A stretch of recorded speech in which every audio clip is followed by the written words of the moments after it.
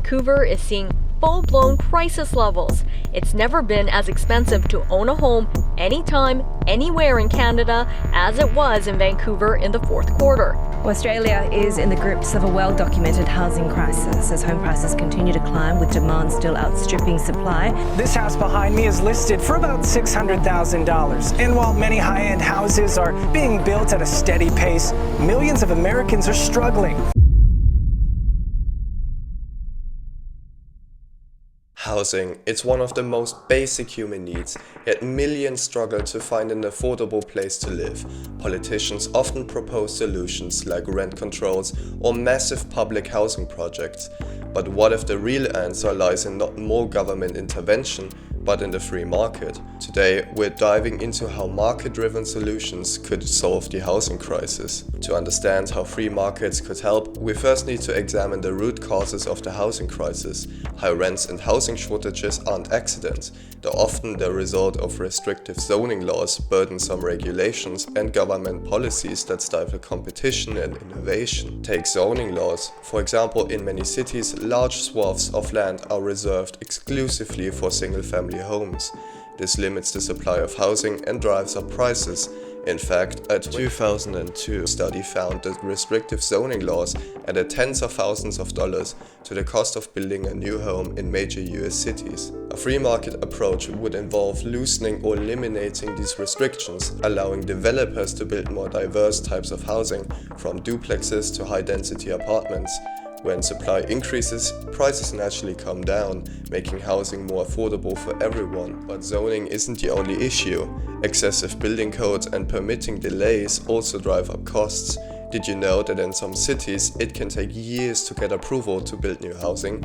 Each delay adds costs that are eventually passed on to renters and buyers. Streamlining the permitting process and reducing unnecessary regulations would lower construction costs and encourage more development. This isn't just theory. Cities that have adopted pro-development policies have seen significant increases in housing supply and decreases in prices. Now let's talk about innovation. The free market thrives on competition and creativity. In a less regulated environment, we could see more use of innovative construction techniques like modular housing, 3D printed homes, and micro-apartments. These options could provide affordable and efficient solutions for housing shortages. These technologies are already being used in parts of the world to build homes faster and cheaper. Imagine the impact if we removed barriers that prevent their widespread adoption in the US and other developed countries. But what about renters? Critics of free markets often point to rising rents as a failure of capitalism. However, many of these issues are the result of rent controls, which discourage investment in rental properties and lead to fewer options for tenants. By removing rent controls and allowing prices to reflect supply and demand, landlords would have greater incentives to maintain and expand rental properties. More competition amongst landlords would also benefit tenants, leading to better quality housing and fairer prices. Finally, let's not forget the importance of private property laws. When property owners have the freedom to develop and use the land as they see fit, the market can respond more effectively to housing demand. This principle has been the backbone of successful housing markets around the world. Cities like Tokyo, where zoning laws are more relaxed, have managed to keep housing affordable despite high demand. The lesson: when you let the market work, people benefit. The housing crisis is complex, but the solution doesn't have to be.